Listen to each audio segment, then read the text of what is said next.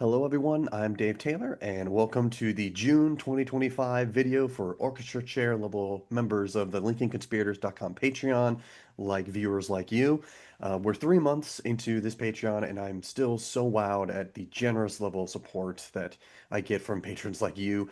Having some financial cushion while I work on my book has really meant the world to me. So thank you again. I'm going to thank you every month so to get used to hearing it at the beginning of every video because it really is appreciated and really helps with some of the costs involved with putting together a book and researching and doing this history stuff that I love. So, especially soon, my Ancestry.com subscription is going to renew, I think, in a few days, and that sucker's like $500. So, I really appreciate the support that I get from you all to help pay down some of those expenses, which are definitely needed for doing this type of research.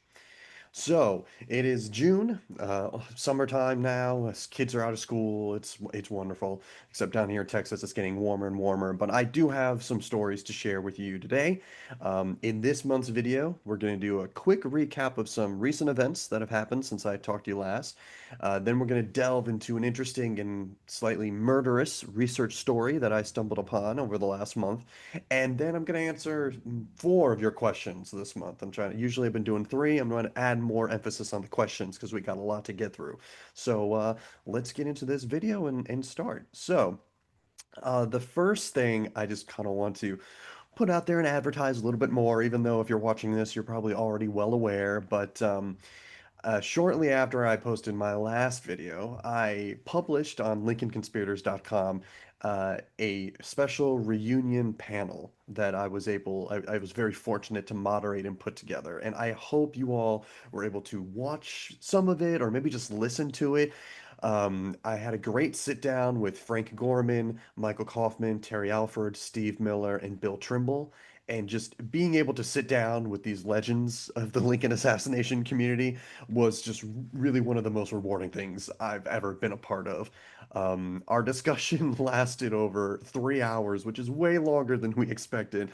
And in fact, at the end of the third one, Terry Alford had sent me a message while we're recording it, being like, "Hey, I gotta go. I didn't know it was gonna last this long." So he has to duck out a little early, but um, I think it was just so it's not for the faint of heart to watch the three series. I broke them into three different videos, about an hour each. Um, but if you're watching this video, and my videos sometimes go for more than that, then this is definitely something I know you're interested in, and I think you will really enjoy our discussion. I did my best to try to talk about the Booth exhumation trial in a chronological way, getting each one of these guys to kind of talk about their involvement and their memories from it. And really, it was a real highlight for me to moderate their discussion, and I had such a fun time doing it. So please, if you haven't already watched or listened to it, after you finish here, go back to LincolnConspirators.com. There's a post about it, and also I created a whole separate page that contains the videos as well. So if you look at the top bar on the menu, or I think it's on the bottom if you're using mobile, or if you go to my YouTube page, you'll see the videos there. But really, it was so cool to talk to these guys about this trial and just to help advertise Frank Gorman's book, which I know I did in my last video as well. So read the book, check out these videos. It's a really interesting story, this whole attempt to exhume Booth in 1995. So that was one recent event I wanted to talk about. And the other one, of course, is the auction that happened on May 21st. So the big auction of those Lincoln items that are from the Lincoln Presidential Foundation. Um, and I mentioned this, of course, in the Telegraph office from June 3rd about some of the prices that were realized. So I'm not going to go in too deep into the woods with it. But I did want to reiterate that the auction altogether brought in $7.9 million, which was well above the estimates for some of these things. Like the prices for some of these artifacts are just crazy high, numbers I've never seen before. And I think part of that is that it had that kind of provenance of, well, it used to be in a museum. Like this stuff used to be in a museum, and they do have some stellar objects. So I'm not surprised that some of these things sold for so much. But there was a lot of things there that I think because of the controversy about, the foundation and the AOPLM and everything that went with it, I think that really jacked up the prices. And so $7.9 million, that should certainly help the foundation pay off its debt from the initial purchase from Louise Tabor. Um, and such an outcome even though it's bittersweet because you never want to see these things be separated into the wind. In fact, even there was a Chicago news outlet who contacted Louise Taper and asked her about this sale, and she was, yeah, it says the collection's original owner is appalled. She talked about how she, had wished them to remain together and to be seen and used by the public, which, yes, she did do that, but she also sold it for like $25 million. So if she really wanted it to stay together, she would have just donated it outright. But I'm not here to, throw shade at Louise Tabor. She's got more money than I'll ever know. But the money raised from this sale, because I think I saw a report that as of earlier, like maybe a couple of years ago, the debt remaining on the foundation's purchase was $8 million. So if this auction really did $7.9 million, and I'm sure the auction house is going to take a cut, I don't know how much, but that should get them close to where everything will be paid off and that hopefully now they won't need to sell any more items. And this really only represented these 144 things represented um, like a tenth of the collection. There's like almost 1,500 artifacts in the entire Tabor collection. So as sad as it is to see 144 of them now leave and go into private hands, that should hopefully mean the money raised will keep the rest of it all together. Um, the highest selling objects from the auction were, of course, the bloodstained gloves, which I mentioned in a previous video, my own reservations about them really being bloodstained. Or even assassination gloves, but that's provenance for you. And then the other highest selling thing in this, I believe, or at least a very high selling thing, was a wanted poster, a John Wilkes Booth wanted poster, which they come on market, every once in a while. They're not so unusual, and they have been going for higher and higher in recent years. But the wanted poster that was part of the Taper collection, it's the one on the left out of the two I'm showing you here, it sold for an astonishing $762,000. I think a little bit more, maybe 762, 500, something like that. Over $700,000 for a wanted poster. And that is far more than any Booth wanted poster has ever gone for, as far as I know. Prior to this auction, I think the highest recorded price for a wanted poster was like $200,000. And so now we've just added half a million more dollars to it. And that one that was $200,000, I believe it's the one that I have on the right here. That is a first edition printing that doesn't have the spaces for the photographs to be included. And so I think those photographs that are on the one that was just sold, that definitely accounted for some of the price jump. And there have been other wanted posters on the market with images in the past, but most of those have actually been images that have been added later, and most of them actually contain um, like pictures that don't fit the time period. So it's anachronistic, I believe is the word. And let me show you for example. So here is a wanted poster that sold last year for $131,000. So still a good amount of money. Now the poster, this is the top of it, but the poster was legit. But sometime over the years, someone added the photographs to it. So it probably was a blank poster with there's the little decorative, they have the names and whatnot of Surratt, Booth, and Harold, and they have the little black boxes for this is where you put pictures into it. And that's what they did for the real wanted posters. They had some printed without the images, without spaces for the images. And then when they had this kind of second printing, or maybe third, I forget the number of printings, they left spaces so that when they hung them up, they could affix pictures of the conspirators and Booth, make it easier to find them. A real wanted poster with, instead of a drawing, but with photographs. Um, but this is an example of a poster that someone added these pictures later. And the way that we know that is that the picture of David Harold used in this wanted poster is his mugshot photo. It's one of his profile one.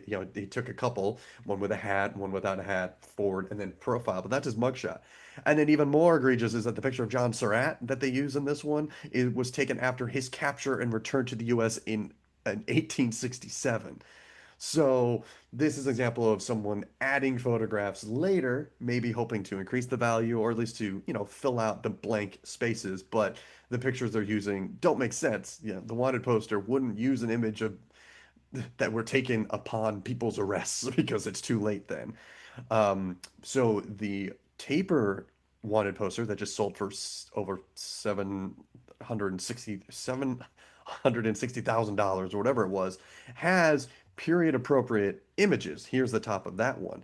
But if I actually also, I'm not sure if these are original to the poster either. So I do think, personally, I think these images, though they are now correct, I think that they may have been added later. So looking at this one, you can see the picture of John Surratt and David Harold are the ones that were used on the wanted posters. These are images, they're very kind of unusual images of those conspirators. They were ones that were found by the investigators during the manhunt for Booth and everyone. So they, I believe there was a guy named Charles Roche who was a detective who went to David Harold's mother's home, and he writes about finding he one has an autograph of not an autograph but a signature of David Harold that he turns over, and he also talks about acquiring an image of Davy, and that's the one that is used on the wanted poster. It's definitely a younger one of him, probably in school, or he's more school aged. It's really hard to tell. This one has a defect on it.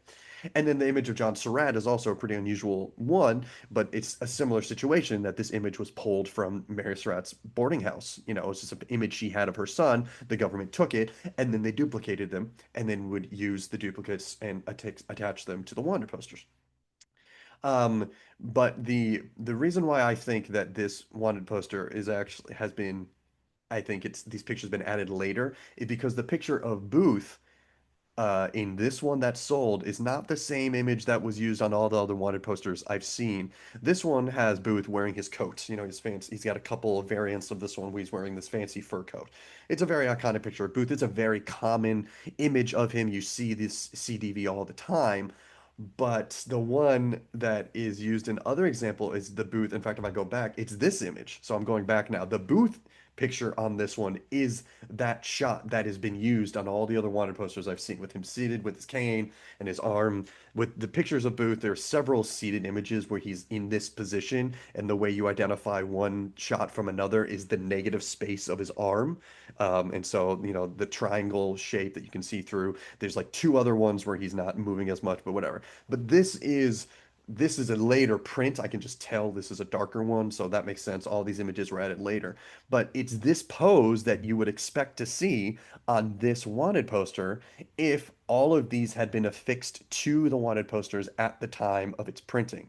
But I think this is a later edition. And another reason I think this is the case is because I saw this wanted poster in person when it was still in the vault of the Abraham Lincoln Library and Museum, Presidential Library and Museum in Springfield.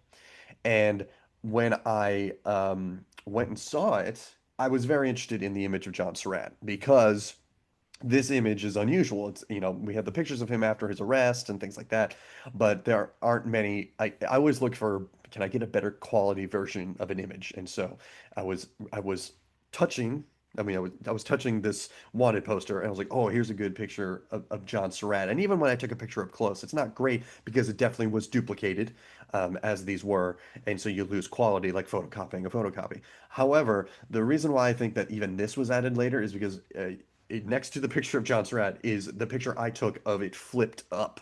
It was not stuck to the paper. In fact, you can maybe make out there is modern Scotch tape that is affixed this image to this poster, and it just flipped up on it the way that it was attached to it. I could flip up, and I could see that this is a real CDV. It's an Alexander Gardner CDV. It's a carte de visite, and so I believe the image is a real one. But the way that this is affixed to it makes me think that at a later date, I don't know when, but maybe more modern than we think, a collector, maybe Louise Taper herself, who really spent money to get things that were authentic most of the time. I'm not talking about the hat right now, but I think she or someone else may have found an original image of John Surratt, original image of David Harold, the ones that go on the wanted poster, and then put them on there. Now, maybe this was affixed. Maybe I'm wrong. Maybe the John Surratt image had been glued to the poster, but over the years it come loose, and so they just taped it back on.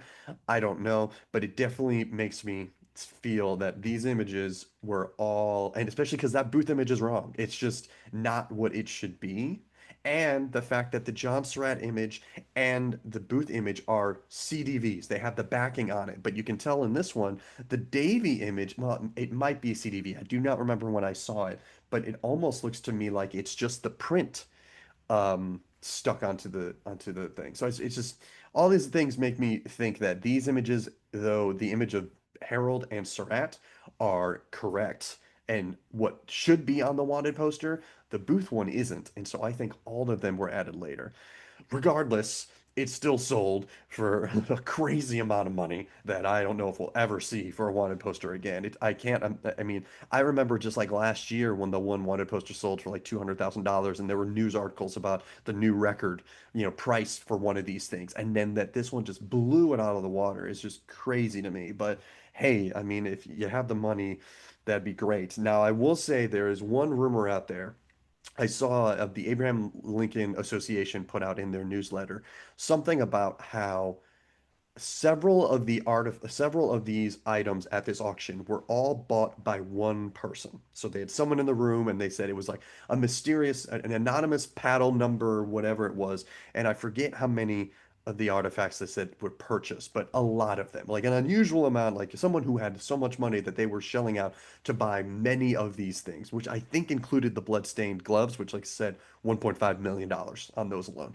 So there was a mysterious buyer who was buying a large chunk of these artifacts, and the rumor that the Abraham Lincoln Association kind of put out there is that could it possibly be JD JP or the governor of Illinois, who I no longer live in Illinois, but Pritzker, who is self-made or is a millionaire. He's an heir to a hotel fortune and stuff like that. He's the governor of Illinois, and he has been known to purchase and donate things to the Lincoln Library in the past. I remember there's some news articles a couple of years ago where he has plenty of money and he bought something at auction and then donated it to the state of Illinois for the people that he governs and stuff like that. So the hope is that perhaps the governor of Illinois purchased some of these Lincoln items himself, and maybe hopefully in the coming weeks, months, we might hear a big announcement about him giving them to the state of Illinois. There's also rumors about the governor perhaps seeing himself as a future president, or he wants to make a run for president, and so all this helps make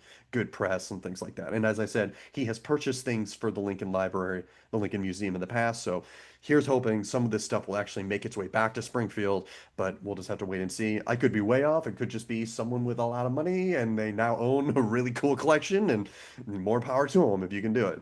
So, but that was the big news with the auction. So, let's now go into those are my recent events. Let's go into my little research story for this month. Um, so as I have mentioned, the purpose of my book is to kind of write the story of Lincoln's assassination, putting more of an emphasis on the voices and the stories of African Americans and who were around and have otherwise been kind of written out of the narrative or not included in the narrative in one way or another.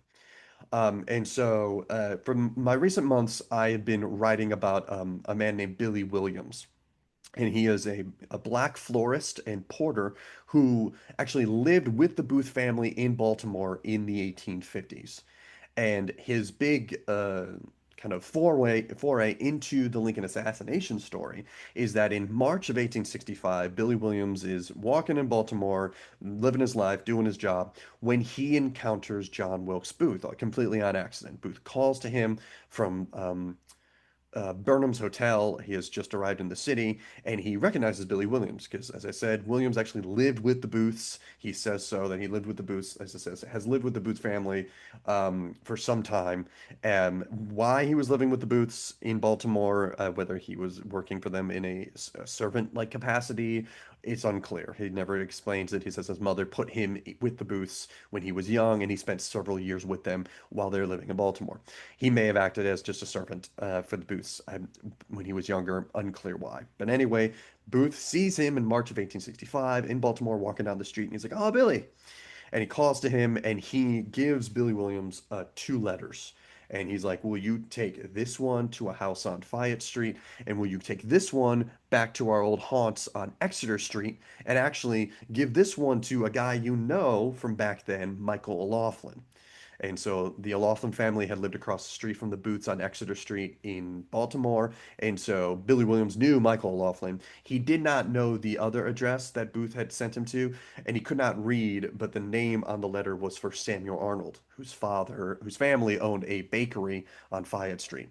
And so um, Billy Williams does this errand for Booth. Booth is actually he's just passing through Baltimore. He has just come back from New York, visiting his mother and his family, and he's on his way to Washington. He's there, but he's got a short period of time before he's got to catch the next train. And so Billy Williams does this errand for him. He does not know that he is kind of facilitating communications between two conspirators who have been actively working to kidnap Lincoln. And in fact, this letter to Arnold is the one. This letter comes to Arnold. Arnold gets it. He's actually in Hookstown, which is north of Baltimore. He goes into the city, into Baltimore, looking for Booth. Booth is gone. He goes back to Hookstown, and Arnold writes his Sam letter where he kind of complains to Booth about not waiting for him and also says, go see how it's taken in Richmond and see, pretty much saying, I don't think this is feasible anymore. If you can get more support for it, maybe, but I'm kind of out. And that letter is found in Booth's stuff, his belongings after the assassination, and really what gets Arnold in trouble. So Billy Williams delivers a letter that makes Sam Arnold write a letter that incriminates him in the conspiracy later on. So I'm using Billy Williams as my vehicle to talk about the abduction plot, to talk about these other two men, O'Loughlin and Arnold, and how they came to be involved in Booth. And so that's kind of what I'm doing my best, is to use unsung figures as the lens in which we can see these men and these actions that are going on.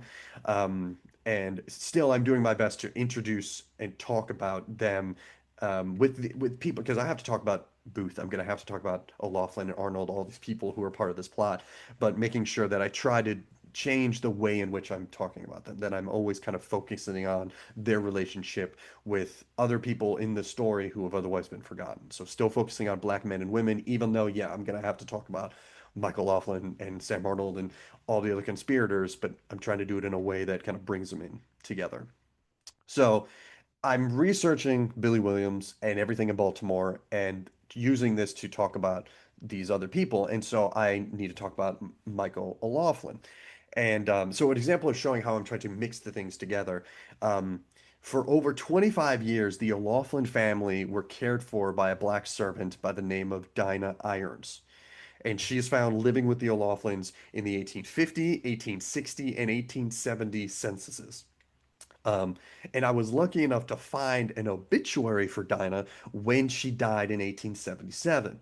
And here it is. It says on December 19th, at the Home for the Aged Colored Women, Dinah Irons, age 95 years. I don't think that age is correct. I mean, and that is another difficulty in doing research, is that a lot of times birth years and ages are way different between census records and obituaries and things like that. In fact, according to her censuses, she would have been closer to 75, 20 years younger than what this obituary is saying. And I don't know where the obituary is getting this number from, but that's another thing. But anyway, age 95 years, formerly a servant in the family of the late John Armstrong, she faithfully performed the sacred trust committed to her charge and now reaps her reward.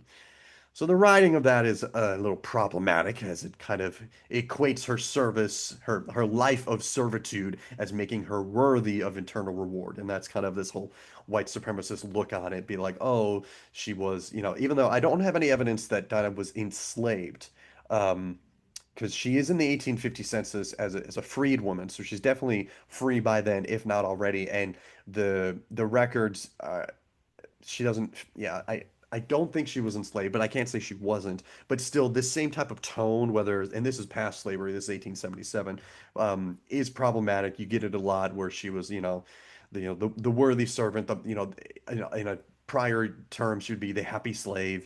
That's a little difficult, and you have to think about who is writing this. It is obviously the family of, in this case, John Armstrong.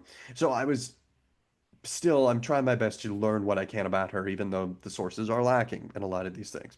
And so this obituary, of course, kind of threw me for a loop at first, because I'd seen Dinah Irons' name in the census records from 50, 60, and 70 with the O'Laughlins. And so when I read this and saying that she's the servant of the late John Armstrong, I was like, oh, maybe after 1870 and before her death in 1877, she went to live and work for another family.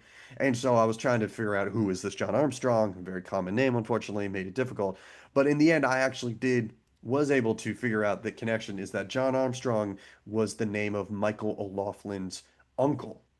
And so it was his mother's, so his aunt, so his mother's sister married John Armstrong. So why they put Armstrong's name as the person that she kind of the household she was in, I'm not sure. But maybe because Michael O'Loughlin's dad died, and so this was one of the few male who's in charge of the family. I'm not sure, but still, I was able to figure out, oh, this is the right woman, even though the age is off. John Armstrong is Michael Laughlin's uncle, so this is the same person I'm seeing in the censuses. And it was while I was doing this genealogy work to try to make sure is this the person I want this person to be, I came across a completely interesting side story that I want to tell you about. And it's a story it has really nothing to do with the Lincoln assassination except for John Armstrong is involved. And it's not going to go in my book, but it's one of those things where I found it, I read it, and I was like, I need to share this. So that's what this is for. Interesting tidbits from history. So let's learn a little bit about some 19th century drama that all about on its own. So first, this is William Stewart.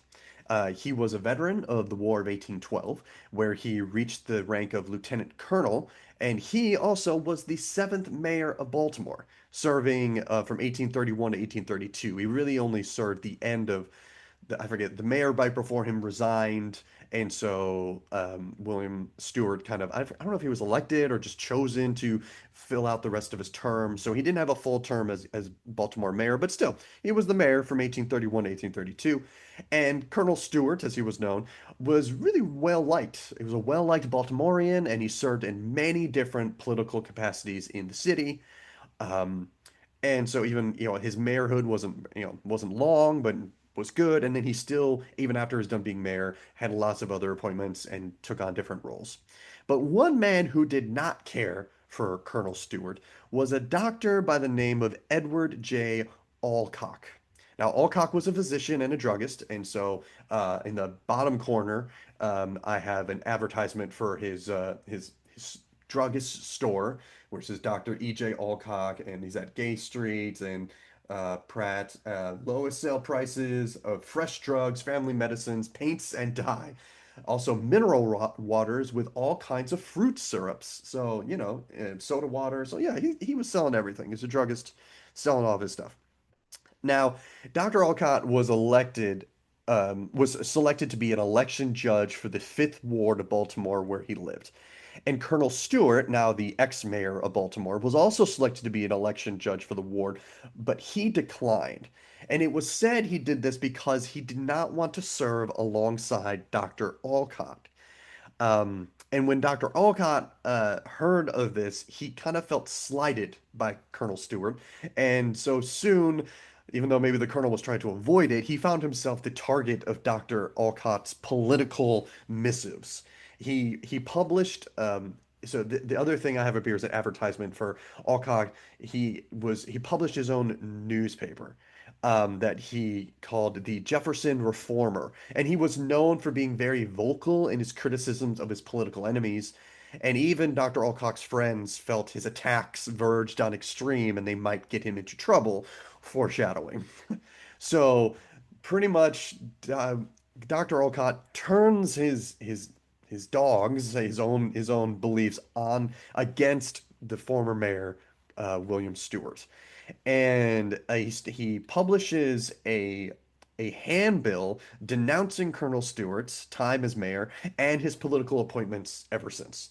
And then, in a move that would prove fatal to him, Dr. Alcott also made some allusions to a rumor regarding Mrs. Stewart, the colonel's wife, and the claim that she had accepted some funds intended for a poor family, but had never given them the intended and never given it to the intended recipients. Essentially, the rumor was that she may have stolen money.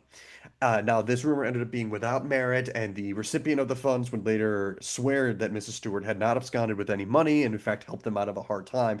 But the rumor had existed in some form, and Dr. Alcott put it in his handbill as almost gospel.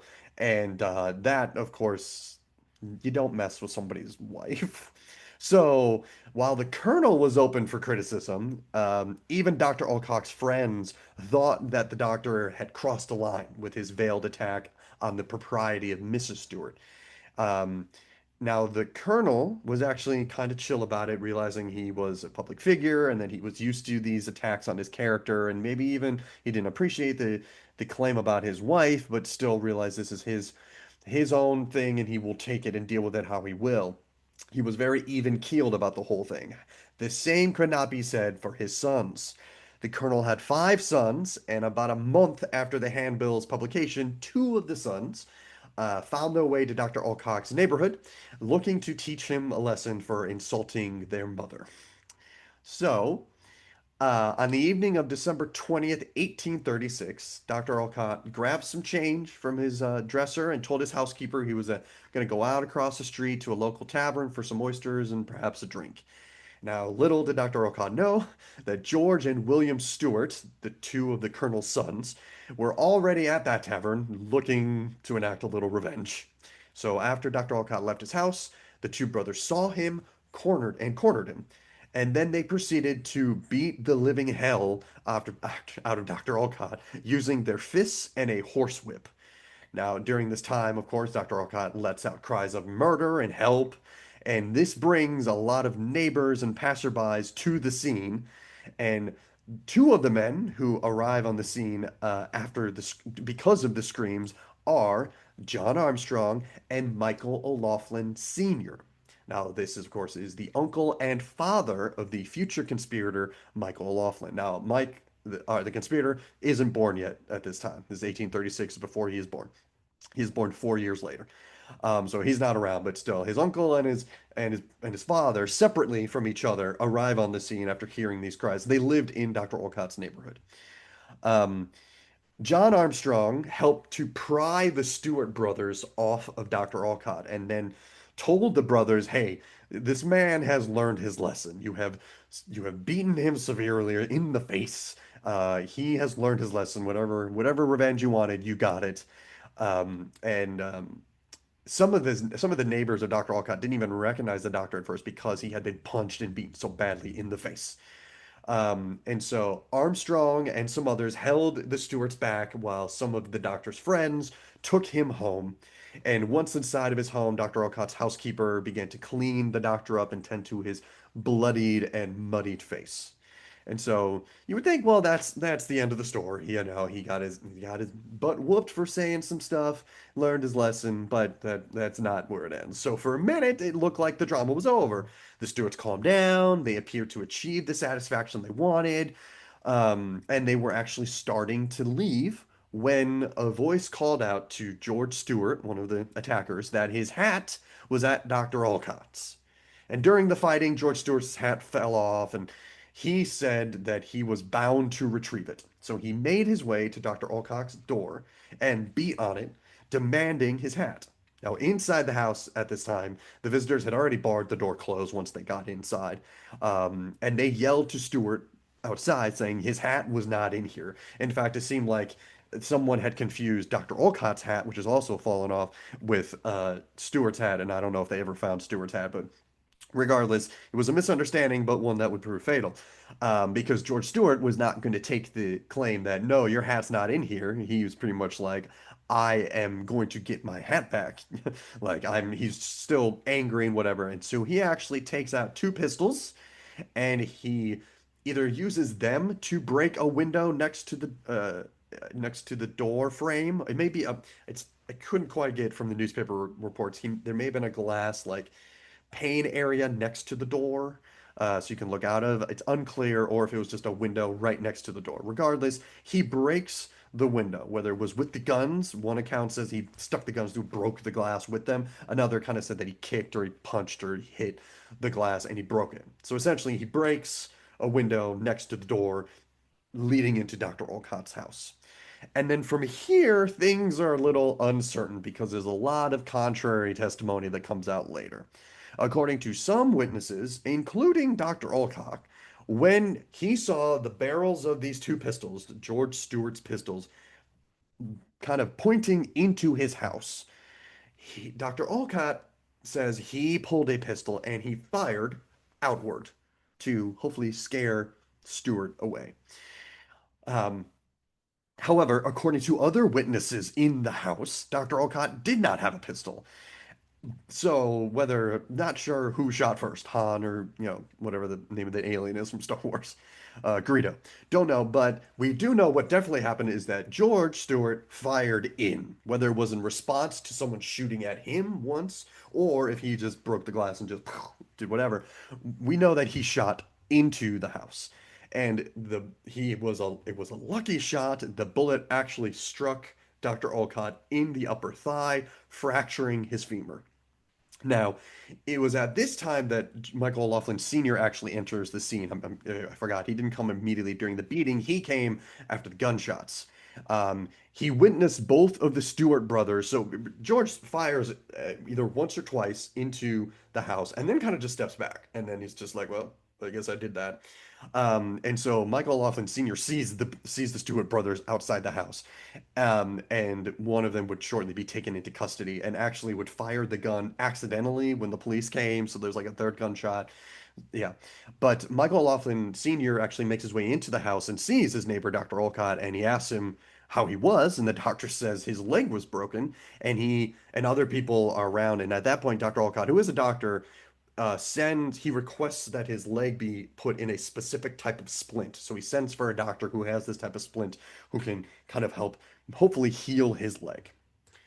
Um, However, the prognosis at first, he thought everything he was a doctor himself, physician heal thyself. You don't want to be your own. Other doctors came in and kind of agreed that the best scenario would be to splint it.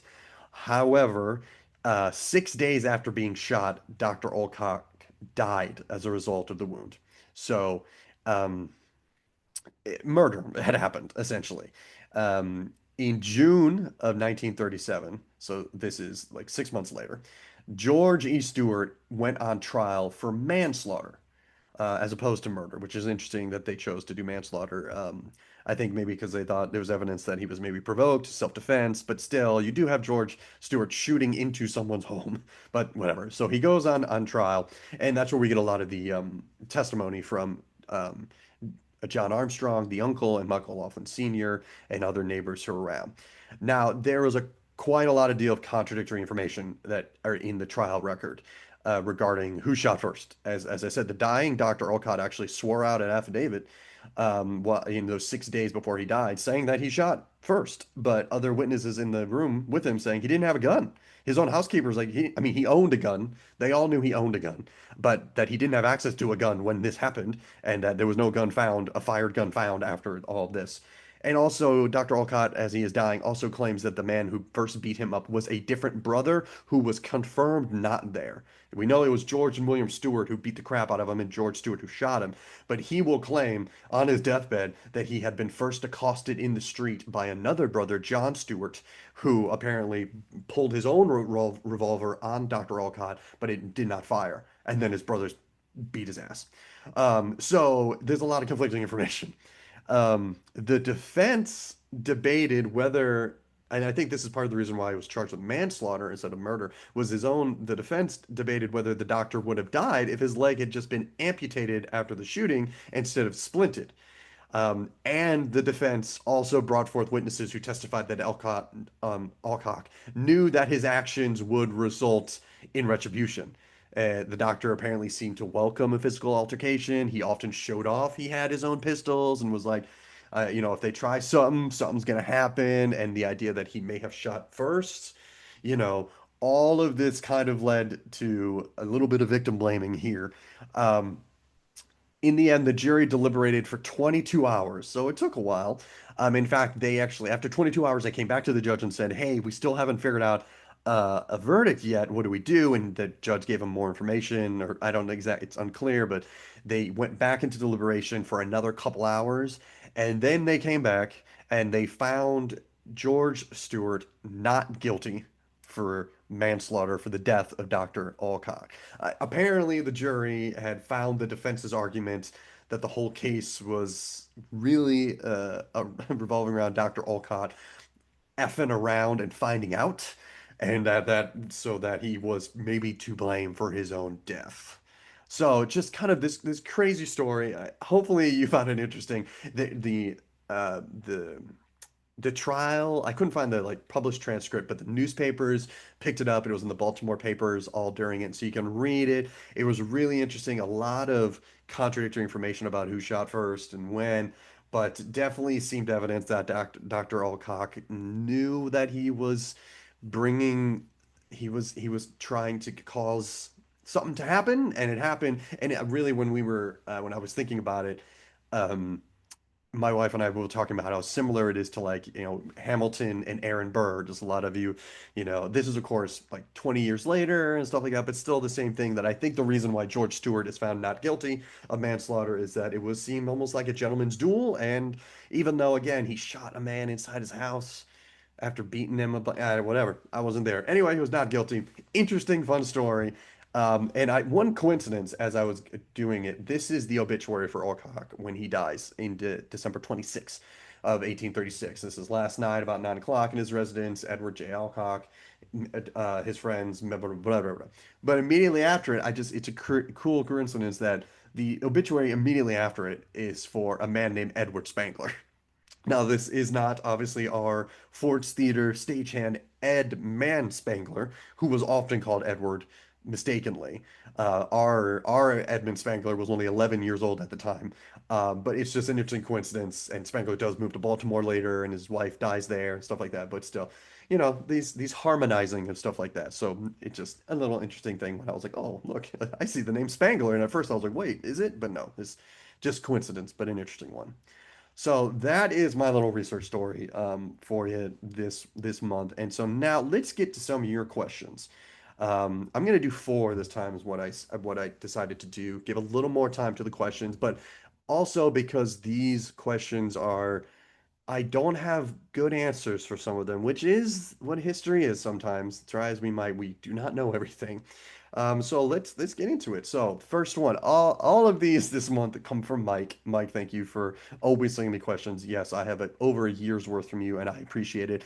Anyone, if all of you orchestra member people, please feel free to comment on this, to put in questions you would like to see in a future video. You can message me through Patreon that way, or there is a post way back that's a appeal for questions. If you scroll all the way back to between the first and second video that's in there, you can add a comment there. I'm keeping a spreadsheet of questions, adding them when I get them, and then writing when I answer them. So I will get to them eventually, but eventually, maybe more eventual. We'll see. Mike is definitely right now. I have all questions from him. So if anyone else has any, give me some. So first one from Mike today. It says, "Why use Derringer if he had planned to kill both Lincoln and Grant? I know that Booth learned that Grant would not be attending earlier in the day, but he had a revolver, but took the Derringer.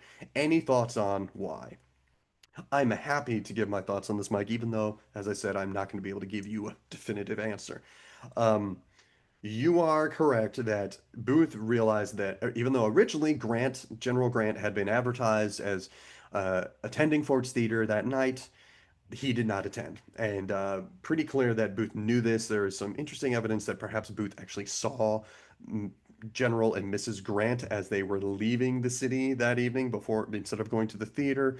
There's a story Julia Grant tells about seeing this man ride up next to the carriage and look in and kind of get the stink eye, and that she definitely thought it was John Wilkes Booth. So it's possible, but he at least knew by the time he is on the scene, once the presidential party is there, before he goes into the box, when he's just hanging out and watching the party, he knows Grant's not there.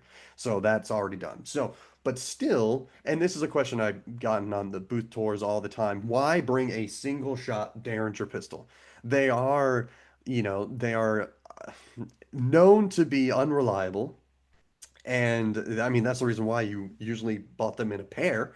so that if one didn't work, you had the other one. They were kind of a gambler's type of weapon, as we think of Old West type of things. You always had a small gun, but that would be the benefit of it, is that it is a small gun. And Booth's in particular, from um, handle to the end of the barrel is like it's just under 6 inches. It's 5.75 inches, I think, in length altogether.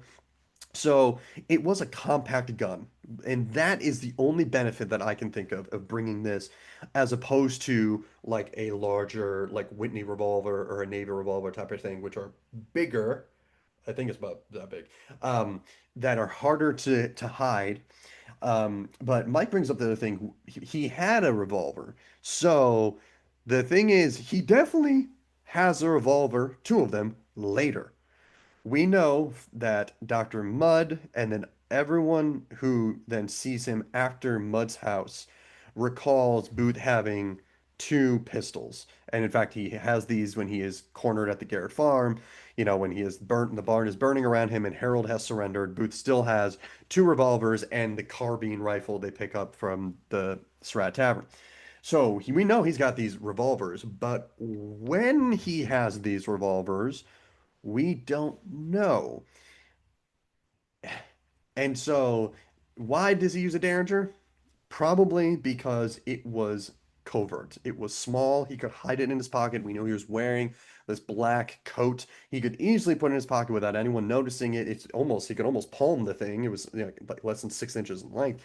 And so it had that ability to be hidden, easy, concealable. So I think that's maybe why he thought that would be the thing.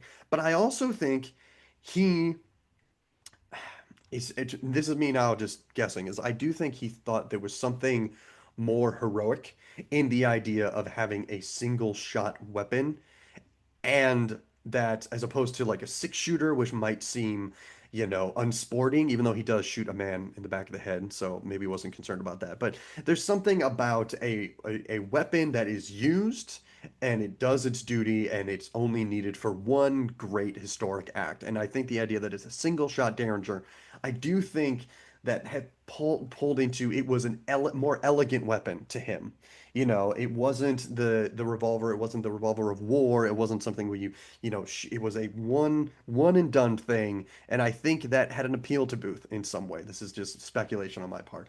But we also know, and I do think he wanted it to be.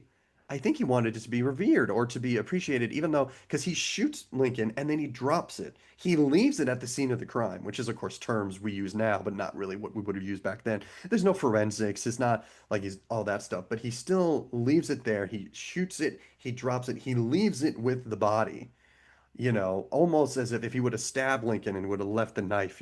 I still think there's something Shakespearean, something poetic in that it wasn't just, then yeah, he needed to draw the knife to fight Rathbone, but something about this gun, a single shot Derringer, I don't know. I think there was something about it that an elegance in it that he thought that was more telling than, another weapon that would have given him more chances. And also, I don't think he had the revolvers with him inside Fords. I think they were going to be too heavy. They're going to weigh him down. He jumps from the box to the stage. That was always going to be his escape route. He knows that from barring the door and all that stuff. And that added weight of two heavy revolvers, I think that's another reason why he drops the Derringer. I don't want to carry it anymore. But it's just, we don't really know why the Derringer was the weapon he chose. It was a beautiful weapon, and I don't know, maybe there's elegance to it. There's something about it but he also risked everything with it. Because obviously, if that gun misfired and Derringers were wont to do that, then he would be in a position where he wouldn't have a weapon. Maybe he did have another the other Derringer perhaps in his pocket. We don't really know. So we don't know why he took it. I think it was just more poetic to him to have this single shot and be done with it. That is my thinking, and I truly don't think he had the revolvers with him at Ford's Theater. I'm not even sure. I still am slightly of the belief that Dr. Mudd gave it to him. I think those George Atzerodt references there being supplies sent to Dr. Mudd's in one of his confessions.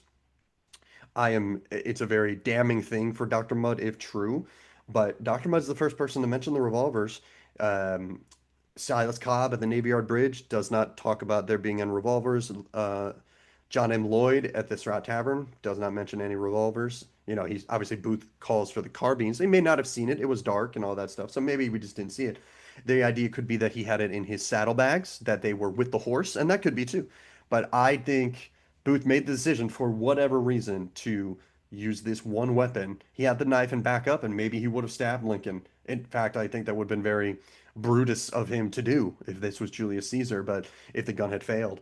Um, and he obviously uses the knife, you know, in his act and brings it and flourishes the knife. I think the gun was to make sure it was done right, and then the knife was for the theatricality of it. So, really don't know. Sorry if that was a little long-winded. We don't know why he used the Derringer, but he did, and it's yeah, and he was lucky that it worked, and we unfortunately were unlucky that it did. Let's go to the next question from Mike. Another big one. He says, was Harold with Powell outside Seward's home? If so, did he leave to check on Atzerodt before Powell went into the house?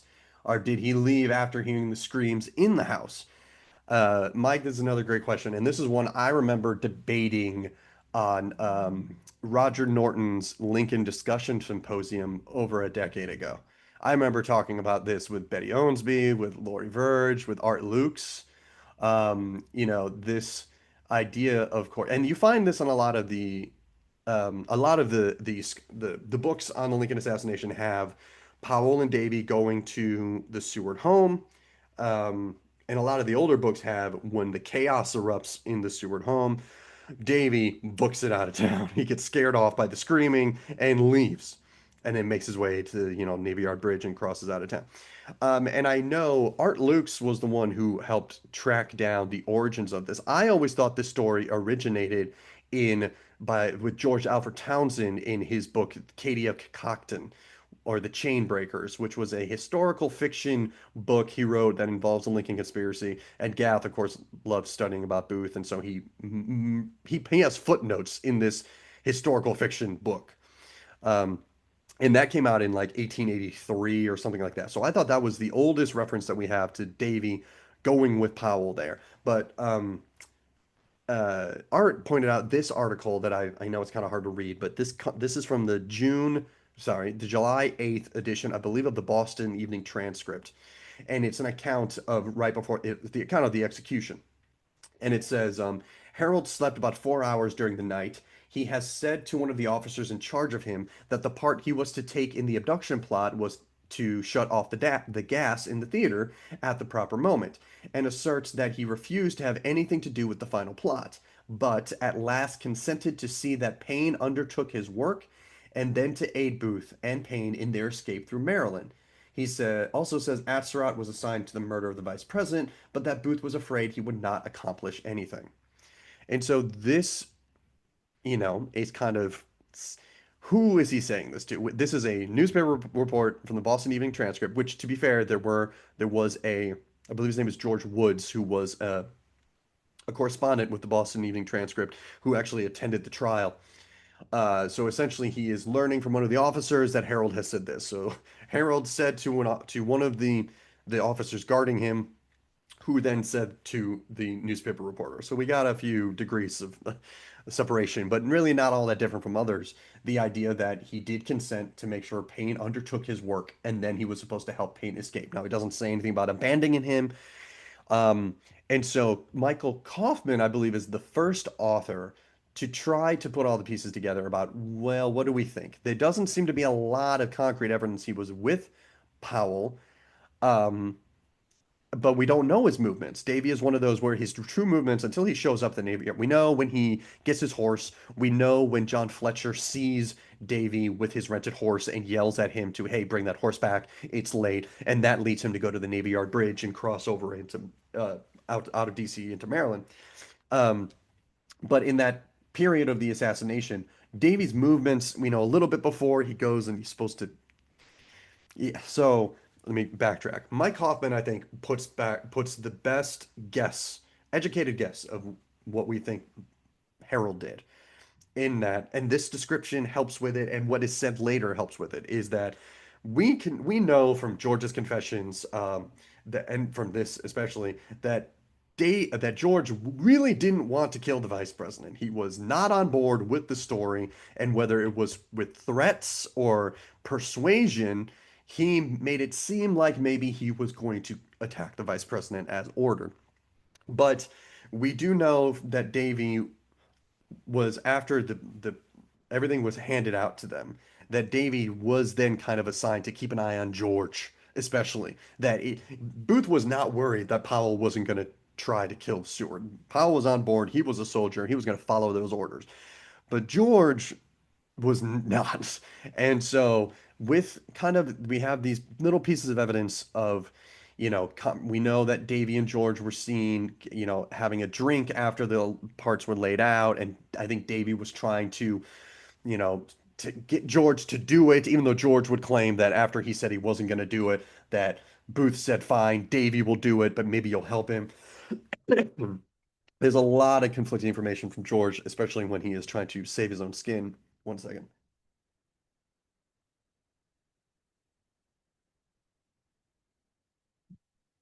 However, I think a compelling piece of evidence, though it is circumstantial, is that around the time of the assassinations, they tried to time it together. It's really impossible to know how accurate they were. Um, but that around the time of the assassinations, that the man, I'm sorry, Mrs. Jones, who was married to the oh my gosh, the Kirkwood House Hotel's like owner or bookkeeper. I forget what Jones's role was. Anyway, she remembered that Robert Jones is his name. So Mrs. Robert Jones, I don't remember her name. Excuse me.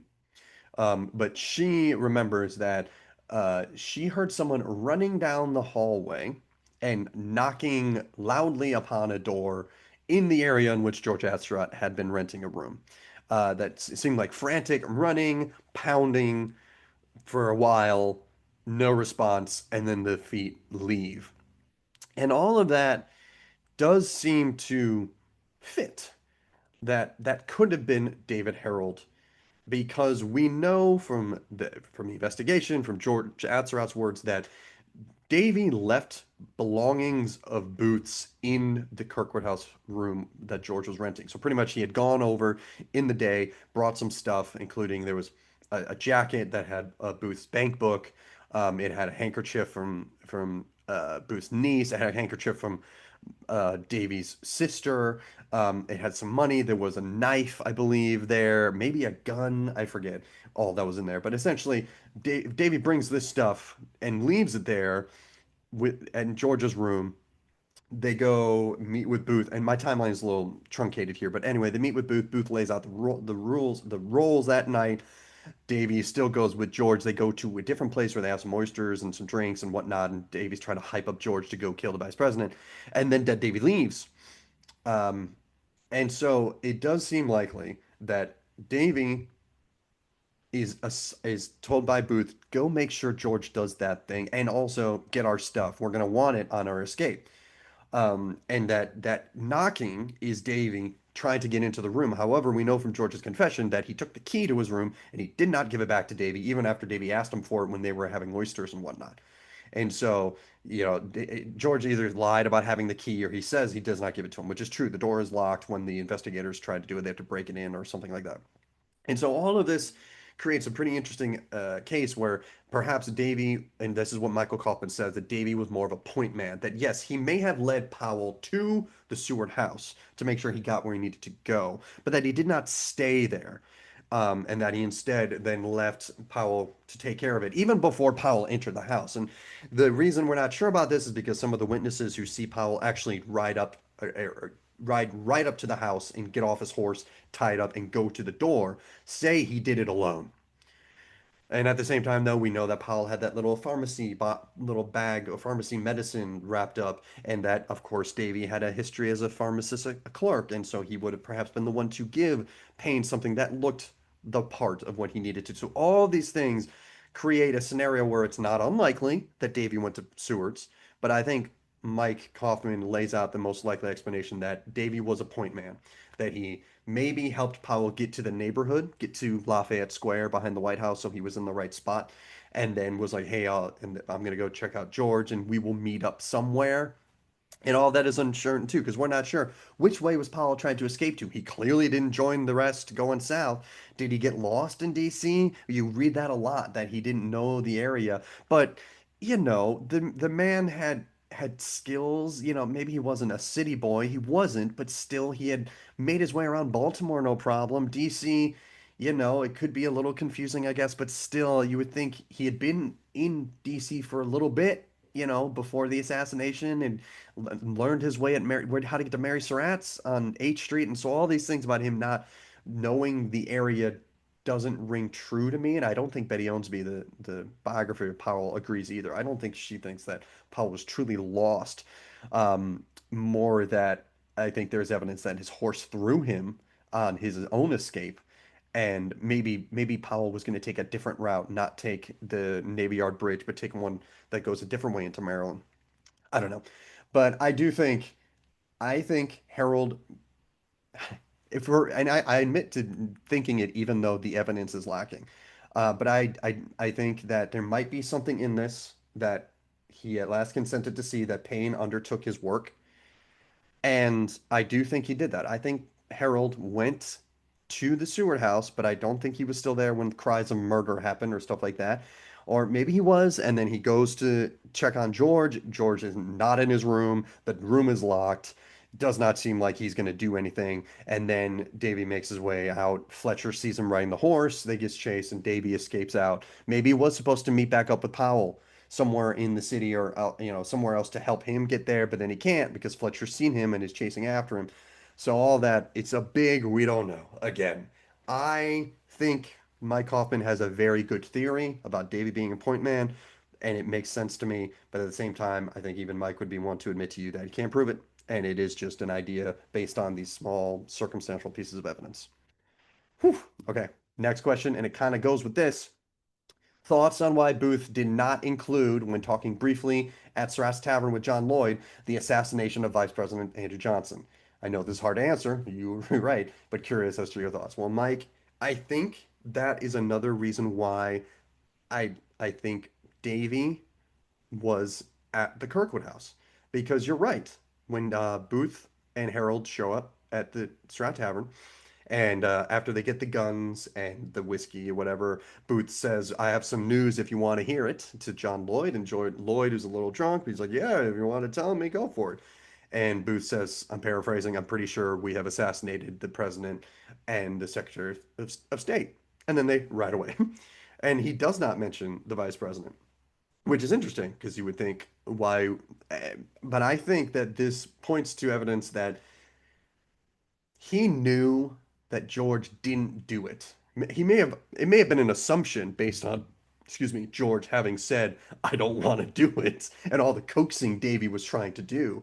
And so it could have been one, Booth just couldn't confirm that George had gotten the courage to do it, and in fact was pretty convinced that he didn't. And so that's why he didn't risk saying that, oh, and we've also killed the vice president. But I actually think that this goes into the idea that Davy knew he didn't do it, because Davy went to the Kirkwood house, saw that George wasn't around, saw that this crime was not going to happen, and he didn't want to do it himself. I think Davy was trying to avoid doing any murder, just like George. I think both of them probably didn't want to do it. And and he tells Booth this when he meets up with him, and he's like, and that's why I think also, but I do think that's why it's confusing, because it's like, well, if Davy is at the Seward house when the screams are happening or when he goes in, Davy would think that it worked, especially cries of murder, which that is, I mean, people cry murder whether they confirm seen a murder or not. As we know, Dr. Alcock in our last story was screaming murder when he was getting his butt beat. He wasn't murdered yet, but people scream murder to get attention, and it works.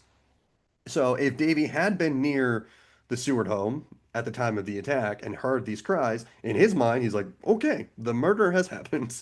Powell has done it, and there's no reason not to think that. But even if he wasn't around, I think Booth trusted Powell to do his duty. Like, he's a soldier, and there's a sick man in a bed. It's really shooting fish in a barrel. And so I think that the inclusion of Secretary Seward being killed, and obviously he knows he shot the president, but not including Johnson, I think gives more claim to Mike Coffin's view that Davey may have checked on George and seen that there had been no attempt on Johnson. And that so Booth, the best he knew to his knowledge, Lincoln was dead and Seward was dead. Of course, at that point, neither were actually dead, and Seward would not, in fact, die. But to his point of view, they had succeeded in these two. So I think that again lays the idea that Davy was a point man and knew that nothing had happened to Johnson. That is my theory on it, and I think it kind of works with it. And that either Davy had known that Powell had gone in, uh, you know, maybe he saw Powell go in and just trusted, yep, he's got it, or just Booth trusted Powell to have done his task. And there were, I don't, Booth would not have known. I was trying to think. They're on other play. They're not. I was like, Booth's escape route out of Washington would not have made him run into anyone screaming about Seward's assassination because they were going opposite directions. So not that. I just think there was either a trust that Powell had done it, or maybe Davy had been around to confirm that Powell had done it, and that's why people will say Davy was there because how else would Booth know? One of those things. All right, last question, and this one is not just from Mike, but also from my wife Jen. So great minds think alike. And Mike, you've actually sent this question to me twice. I don't know if you realized it, so I'm definitely gonna answer it, even though so that I help you out. So as Jen writes, I've always heard that there was a hole in the door to the presidential box at Ford's, and that John Wilkes Booth peered through this hole before going inside. Is this true? Did anyone witness him looking through the hole? How do we know when the hole in the door was created? And then similarly, Mike asked, what are your thoughts on the hole in the door at Ford's? I've heard two theories. One, John Wilkes Booth made the hole, and two, Ford's made the hole to check on their customers. So, yes, there is a hole in the door. So first, on the left here, I have engraving from, I don't remember if it's Harper's Weekly or Frank Leslie's, but one of the illustrated newspapers. This shows the vestibule, the area that leads into the joint box. Remember, the presidential box was really two boxes. There was a partition that usually separated them, and so that's why there's two doors. So in the corner here between the two doors, you would have a partition on the other side of the wall that separated these into two smaller boxes that the Fords would sell. But when the president was there, he got the big supersized box. So the partition was removed, but he still had the two doors to get in and out of now one big box. And so it's really hard to tell, but in the left door, above the doorknob, I guess the middle panel here, there's a black little circle here. And in fact, the description here, it says small doors leading to the President's Box, Ford's Theater, Washington, showing the aperture made by Booth in the corner of the panel. And so that is describing there's a small little black thing that is the aperture made by Booth. The door is on display at Ford's Theater in the museum in the basement. It's hard to see. Sorry, I don't have a great picture of it because it's behind glass, but you'll see there's a big flash from my camera, and then to the right, down a little bit in that same panel, there's a small little hole there. So there is a hole in the door to Ford's Theater. In fact, here's a zoom in to that hole. A little blurry. I took these pictures over a decade ago. I really need to get back east so I can take better pictures. And then there's a black and white picture of it from the other side. So the reverse side of the door with the hole in it again in the same spot. So where did the hole come from? Who made it? Did Booth make it? Um, in both um, in Michael Kaufman's book American Brutus and in Tom Bogar's book Backstage of the Lincoln Assassination, the illusion is given that John Wilkes Booth carved this hole in the door. The the thing is, neither author can say that definitively because we don't know if he did it. Um, because we can't confirm when he did it. And that's the big thing is that because not only are these holes in the door, but we know that in the wall, so if I zoom back out to this one, so in this drawing with the two doors, pretty much behind us. So if we're looking at these two doors in the vestibule, behind us is another door. That's the door that Booth went into, closed behind him before he entered the box. He was in this little vestibule entryway, and then he went inside the box and shot Lincoln. But the door behind us had been barred shut. And at the bottom of my picture on the right here, you can see the top of the wooden bar that he wedged into a mortise there and made sure that that outer door was stuck shut. And that made it difficult after Lincoln was shot for people to come in and help him in the box because they could not get the door open because it was wedged shut. And we have people saying that part of the mortar had been cut away in order to make a place where this bar would wedge in nicely. So some work had been done inside this vestibule area to the presidential box in advance, and Booth must have put this piece of wood there. Someone must have put the piece of wood there to then be used.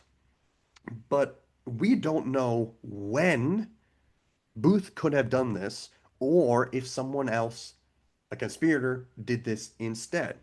In Backstage at the Lincoln Assassination, Tom Bogart does a great job of trying to document kind of the movements in the theater and all that. And Booth is around at the theater at like 5:15, talking to some friends, going into the Star Saloon, doing a little bit of drinking. So he's already and at one point there is an account from I think Gifford, who is the carpenter, who or somebody, maybe it's not Gifford.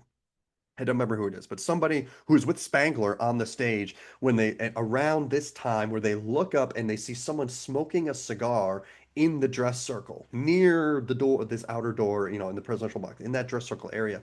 And someone and I think it's Spangler or someone else is like, who knows? Someone's smoking up there. Let's go have dinner type of thing. So it's during this supper period. Sorry, not or yeah, it's like 5:15. It's like during the dinner time period before at this point the theater is pretty much empty. You got the box office crew who are in there, but other than that, show doesn't start for a while, and you have everyone kind of all the actors they're not there. They're all just kind of, waiting for stuff, the show won't start till later. So everyone's eating.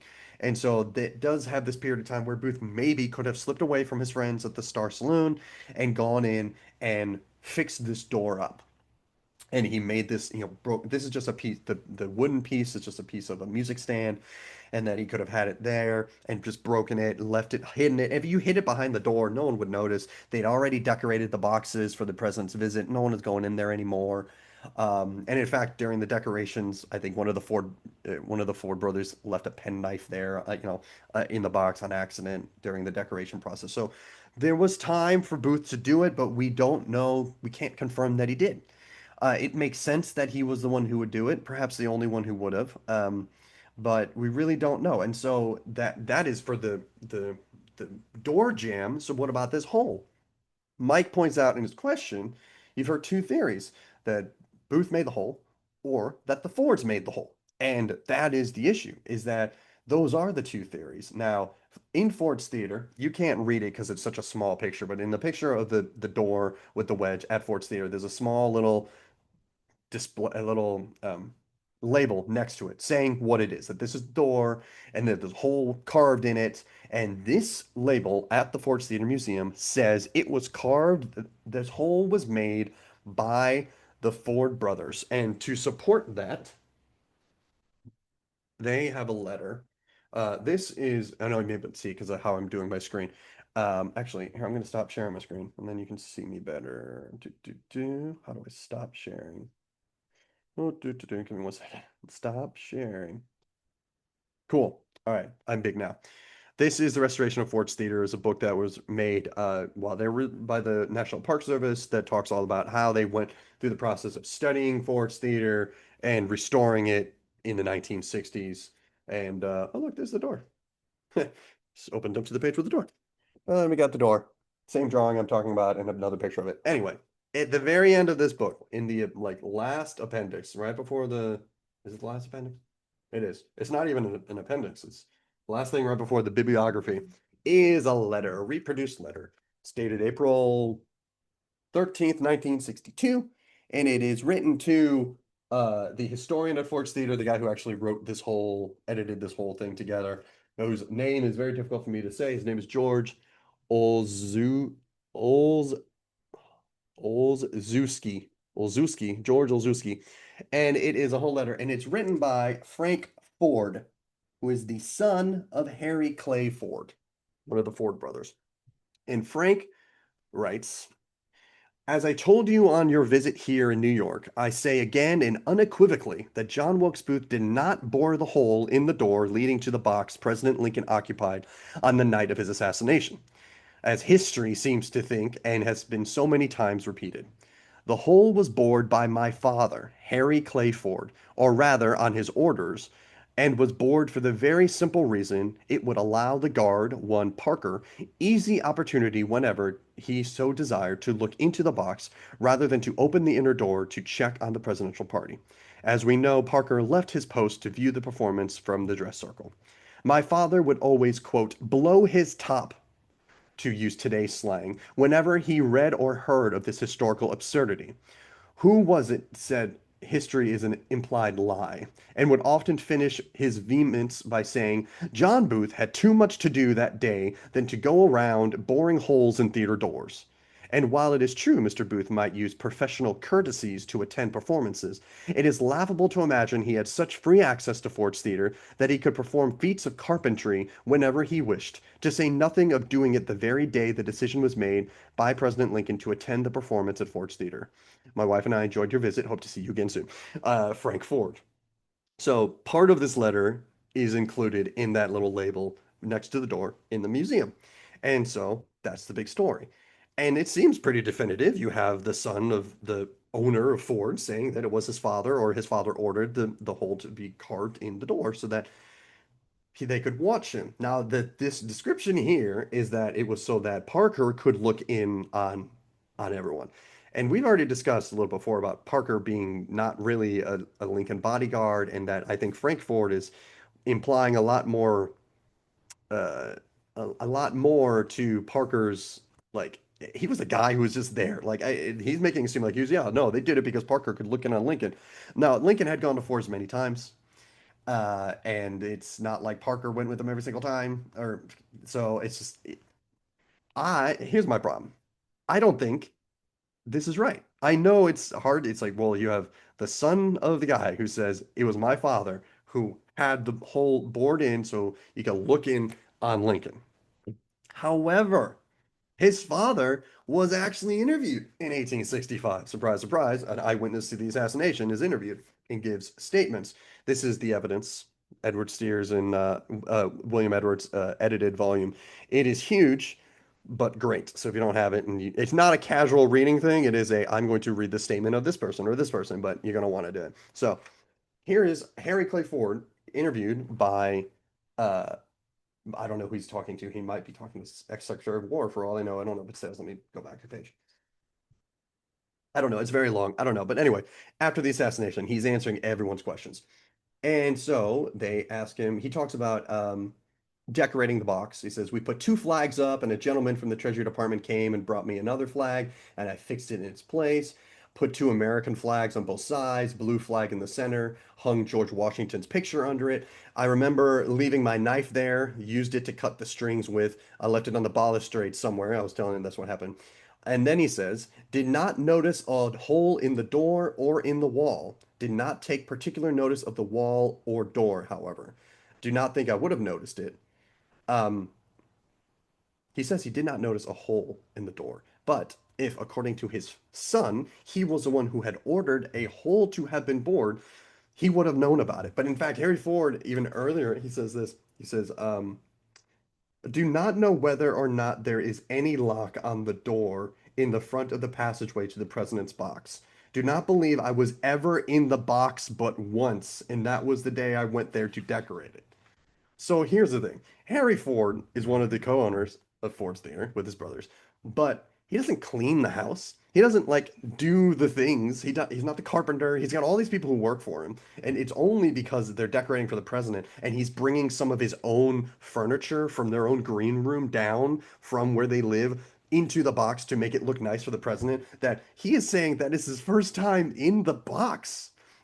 So Harry Clay Ford did not drill the hole himself. Absolutely did not. And then the idea that Frank says that his father had the hole drilled purposefully for Parker to keep an eye on to keep an eye on Lincoln.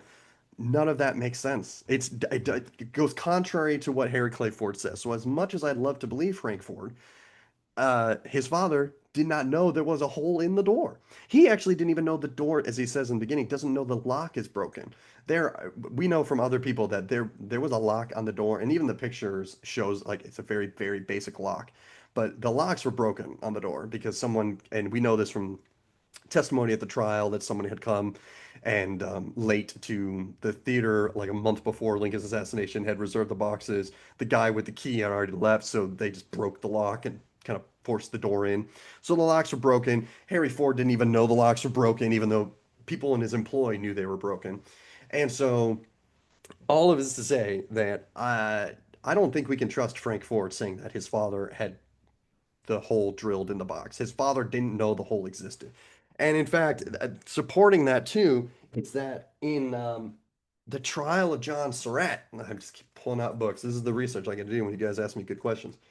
The trial of John Surratt, 2 years later, they're still, they had the idea of, oh, John Surratt was actually in DC. He was outside of DC, like calling out times, or they tried to place John Surratt in DC. He wasn't, he was in Elmira, but still. So they rehash everything. Um, and oh no, I lost I forgot my page. I had it marked before. 37?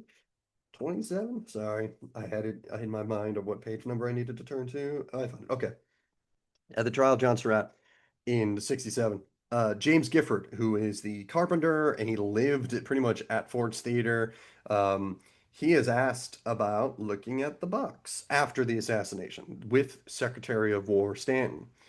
Um, yeah, so the prosecution asks, did you make an examination at any time to ascertain how the door was fastened? So it's just asking about the box. He said, yes, sir. While the Secretary of War was there, I explained it to him. There was a hole cut in the plastering of the wall. From that, the bar had slipped against the door. The door, being at an angle, was secure from any rushing or attempt to force it in. But if they shook the door, the bar would at once fall out. There was a hole in the door close to the president's box that I thought at first was where a pistol was fired. But on close examination, I found it was cut with a left-hand auger bit. And then describe where that cut was.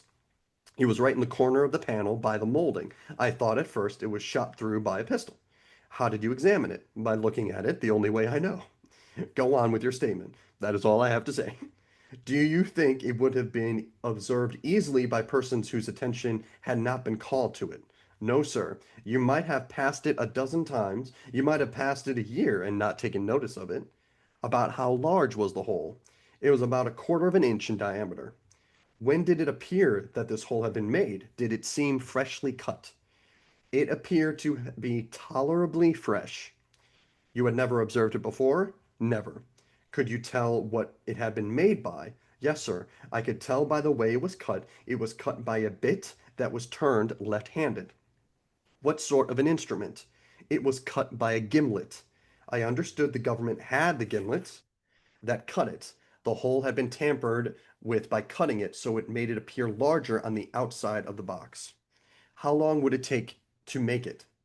A man could be there and put it there in half a minute. All he had to do was to turn the bit a few times round. The stuff was not more than 3/8 thick. 2 or 3 turns would take the gimlet through it. It was just at the rising of the panel, right in the corner where the molding of the panel meters? I don't know. Anyway, so Gifford is thoroughly describing this hole in the door, who he was unaware of. And if Harry Ford had told anyone to drill a hole in a door in his theater, he would have told Gifford the carpenter to do it. One second.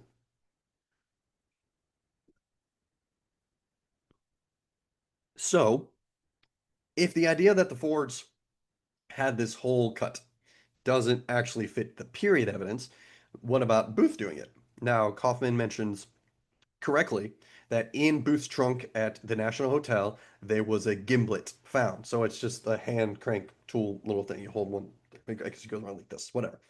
And that a gimlet was found at Booth's trunk at the National Hotel. Um, Also, there was Kaufman also mentions that when Booth was found, he has a handkerchief with him, and inside his handkerchief are wood shavings. And Tom Bogart also mentions that even though Gifford talks about how this hole looks like it was tolerably freshly made, that there didn't seem to be any wood shavings on the ground to be like, oh, it definitely was recently made. And Kaufman claims that this kind of handkerchief with these shavings that are found on Booth may have been him cleaning up after himself, that he took this gimlet and he maybe put the handkerchief down or he picked up his shavings to make sure there's no evidence of what he had done. We can't prove it. That's the only thing, is that we don't even know if Booth was really inside the theater again early enough to make it happen. It's possible, and even Tom Bogar in his book, who does his best to document everything, says he's equivocal about it. He's like, you know what? It could have been Booth. Someone had to do this carving. Somebody had to do the things. We don't know of any other conspirators. It didn't seem to be like it was Spangler, and any of the other conspirators wouldn't have had the same access to the theater unless it's somebody brand new. He doesn't say this. This is just me. Be like, unless it's someone's brand new, it had to be Booth. So all of this carpentry work, despite Frank Ford saying that Booth had too much to do, that actually was thing that he would have to do. And where the hole is, I'm going to share my screen one more time. Where the hole is, get rid of the mini me. I think I figured out how to make the mini me disappear. Good. Where the hole is in the door that if you look through that hole, that is where the presidential rocker was seated. That's where if you looked in through that hole, you would see the back of Lincoln's head, which it makes sense why Gifford said later that he thought maybe Booth had just shot through the door, because that would have been right where he wouldn't needed to aim. But that at least, and I think that Booth probably did it. I don't know when he did it. It's his timeline here is we can find, and I will say Art Luke's in his book, John Wilkes Booth Day by Day, does not include this. He did not think there was enough evidence to prove. I mean, I can't say that. I know he's passed now, but he does give Booth's movements on the assassination day, and he does have him going to Ford's, around Ford's with the buddies, but does not make mention in there about gaining in there and carving this hole because we don't know. It probably was him. It probably was, but we truly don't have the evidence to prove it. So that, so do I think did I think Booth looked in that hole? Probably. But remember, despite the way that this picture looks, when Booth enters the vestibule and he bars the door behind him and he's looking ahead, that one door, this door right here in front of him, was open. Now, I don't think it was wide open, but it was open. And through there, if he would like kind of move it over and look, he maybe could have seen Ratbone seated on a sofa, or on a sofa, wherever he was seated. So he still could have bent down and looked through that hole and seen the back of Lincoln's head. But the door was also open. So if he was quiet enough and avoided anyone's peripheral, if they're all looking down at the stage, probably would have been fine. Booth could also just gone in that open door and looked and saw Lincoln to his left. So could he have looked at it? He could have. Did he carve it? He could have, and probably did. Did the Ford brothers carve it, despite the label at Ford's Theater saying that it was made by the Ford brothers? I don't think so. I really don't. I don't believe Frank Ford knew what he was talking about. I think he assumed things that were wrong, maybe, or his father lied in 1865 about not knowing anything about it, which is strange to me because here's Gifford 2 years later still talking about the whole. If he had confessed in those 2 years about, oh no, I remember he wouldn't Gifford wouldn't have known. He was in charge of that theater pretty much. So it's a good question. I wish I had an answer about who made it. I think Booth made it, but when, I don't know. Somebody made it, and I don't think it was the Ford brothers. Well, friends, that has been my very long-winded, maybe not as long as my other ones. It's just as long as my other ones. Okay, I tried to be shorter, but still, we got through 4 questions. Thank you so much for being part of my Patreon and enjoying my very long videos. If they're too long, let me know. I can make them shorter, probably. I just need to shut up about things. But it's interesting, and when you make me pull all these books, here's my research materials I have. My Backstage of the Lincoln Assassination. I was reading that. John Surratt Trial, Volume 1, The Evidence, the Restoration of Ford's Theater, or was it Restoration of Ford's Theater? I have John Wick Day by Day. I got American Brutus out of reach. So I try to do my research and answer as best I can for you, but I am losing my voice because I'm talking too much.